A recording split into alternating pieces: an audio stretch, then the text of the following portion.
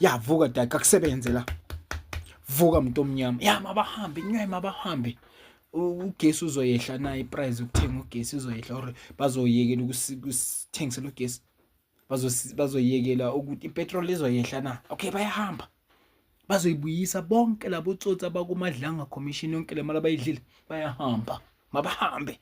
Kuzenzakalani makuceda ukuhamba bona, kwenzakalani? Bazonipha imisebenzi abelungu, ngoba nanka ama-China yavala ama-shop abo because they can't afford to pay normal South Africans, because normal South Africans, the state says mele babhadalwe 5.5 to 8,000 minimum wage.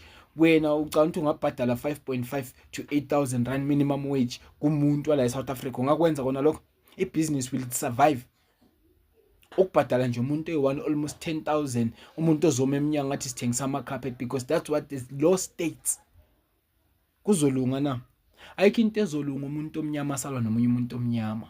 Umuntu omnyama asafuna ukuthi asolve inkinga zakhe ngomunye umuntu omnyama. Yes, mabahambe. Nisho kanjalo ngithi mabahambe. Thina abanye sizalwa yibo-ke labo bantu enithi mabahambe. Abanye benu thina emakithi sinabantwana abazalwa abantu bangaphandle njengoba nithi mabahambe. Bawondlwa abobani labo bantwana, babhadalelwa abobani i-school fees. Bese nithi mabahambe nabo abantwana babo, nikhuluma ukunye nomsangano. Nidayiwe for 30 years umuntu esebenze eGoli, esebenze eSouth Africa, accumulate whatever they accumulated through hard work. Asikhulumi ke ngamasela, mangabe kunamasela mawabanjwe phela amasela, aboshwe, ashaywe, abuyiselwe ezweni labo, eshayiwe, bazi ukuthi nje mawuzoyenza icrime eSouth Africa uzonya. Mawaboshwe. It is the law that is fucked up. It is the corrupt government that is fucked up. It is the lawmakers that is fucked up. It is the governors and the government and the officials, those are corrupt and fucked up. They want more money for themselves to maintain life yabo yasesilungwini. Wena mawuxosha omunye umuntu, yes, ngiyindoda nami ngiyafuna izwe la kithi libe nokuhlonipheka, nami ngiyafuna izwe la kithi, kodwa nje this is not the way to solve things. Ngokuthi ngibulala omunye umuntu wakithi ngize ngimnikeze i-deadline ukuthi ya ngeyi-30 June manje ngasahambanga, kuyobonakala ukuthi kwenzakalani, ngizobabulala. Ngoba vele thina siyazi ukuthi mawufuna inkabi kumele uthenge umuntu owumZulu, yizi inkabi ezikhona. Angeke size silibalekele nje lelo qiniso. Ukwayibona wena inkabi yomvenda, ungitshele ngenkabi yomvenda akuyikhiphe one. So imiphi imisebenzi enzokhona ukuthi senibulale nabulala abantu enizohamba noyisebenza, senijwayele imali yokubulala? Imiphi imisebenzi enizoyenza na? Ngoba nami nisanga ngibulala for ukuthi ngikhulume le opinion yami live on TikTok. Mabahambe. Hayi mabahambe. Sibona ukuthi nizoke nihlale niphushe le trolley kamaveji. Fup yamaveji soke sibone yini ukuthi nizokwenza na. Sobona ukuthi nizokwenza na. Ngoba nina nithi nithathele imisebenzi vele ngeke ugovernment akacreatanga imisebenzi. And imisebenzi ayicreate government, imisebenzi created with people with skills, people with know-how, people with academic skills and also physical skills. Those are the pioneers of the country who can produce imisebenzi.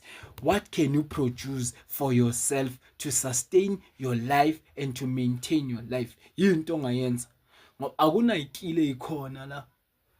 Abantu abalokhu njanayo abakhayo la eSouth Africa bayabalwa, bayingcosana if bakhona, because we lack in artisan skills, we lack dismally. So mabahambe, yes mabahambe, but xenophobia yenu say extreme. Ngifuna ukubona ukuthi nizowaxosha na lama Israelites lawayana afikele laba bafikele eCape Town, nizobaxosha na, ngoba there are so many fucking foreigners, ngitshela ngama migrants, so many fucking white foreigners in my country eCape Town buying up land. Umuntu osuka le Pakistan le kude le azothenga umhlaba la eFortsburg. Wena ulwa nomuntu obuya la next door eZimbabwe naseMaputo, Malawi, Zambia, Namibia. Ulwa nomuntu ofana nawe ngokwebala ocindezwe the very same system yomlungu. Vuka dakhi man, ikhanda lisebenza. Mina ngeke bahlale ngami. Hayi, bheka. Mina ngeke. Nyala. Mina ngusiphiwe kanje. umfoka Mavusonyana umphakela umthakathi uhola iquqaba lamadoda amaningi angena ingqondo, amadoda angena ingqondo.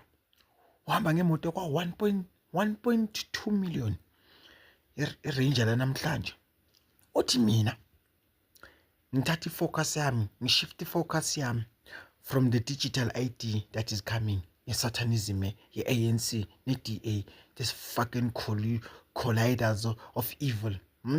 Nalama satanist lawe ANC ogwede mantashe nemkhabanyana yabe ngaka. Mina la with my rightful mind, mina. This thing it works.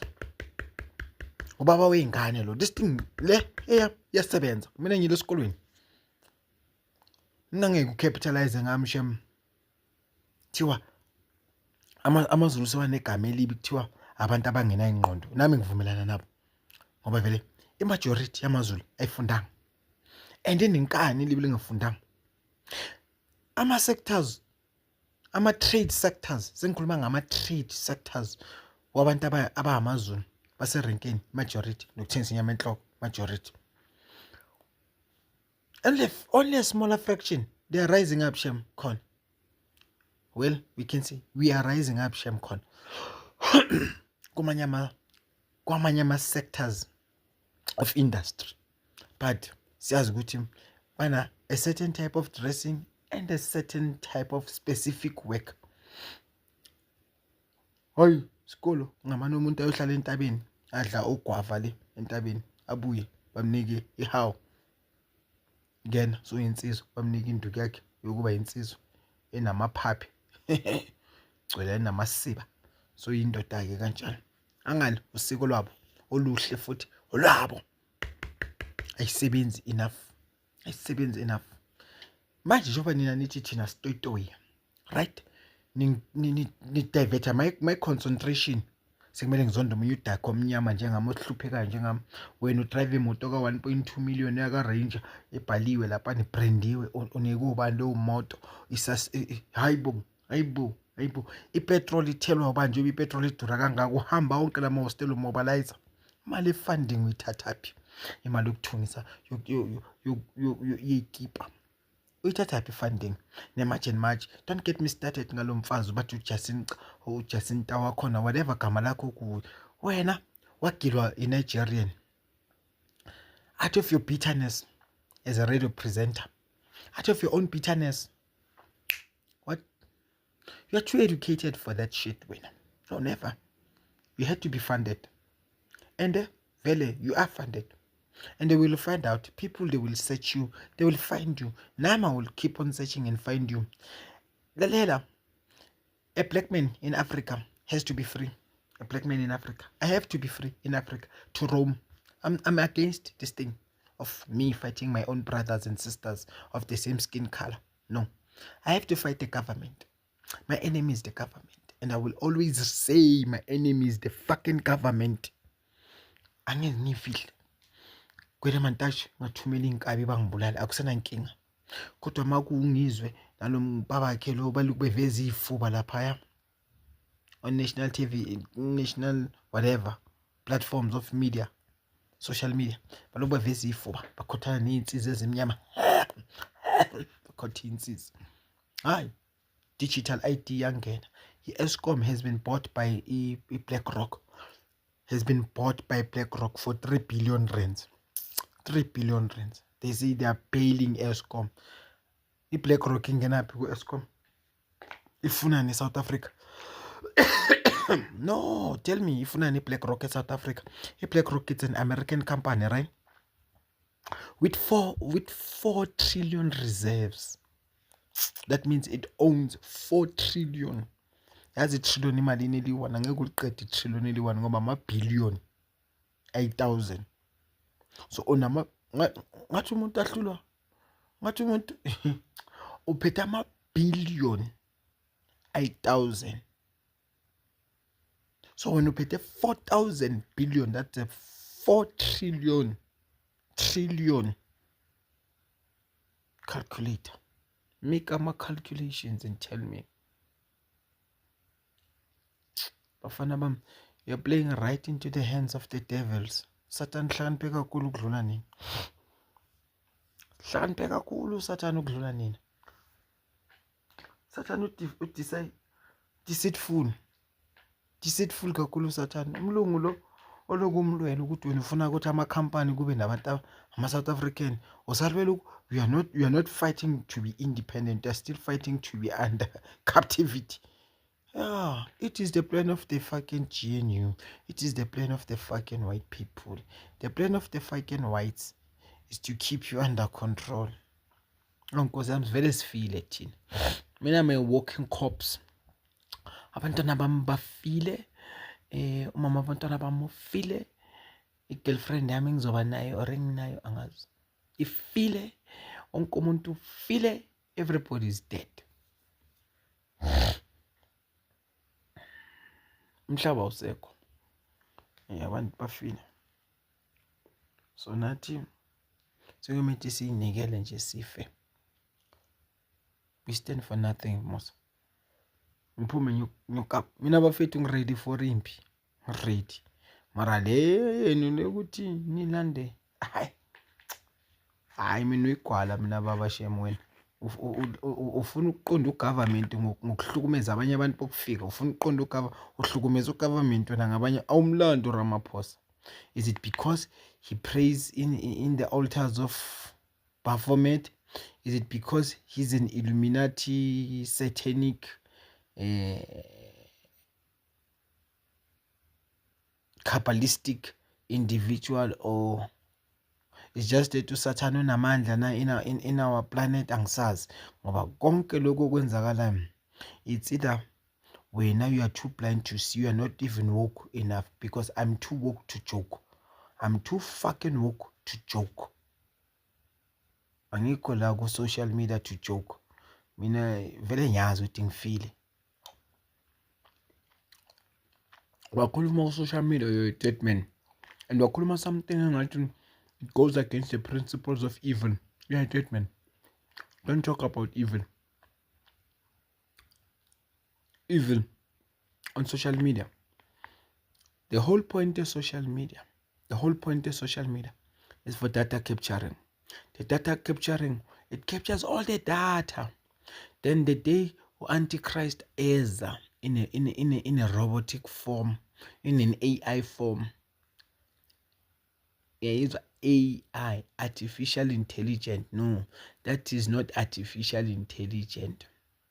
That is original intelligence of the construct, the whole construct.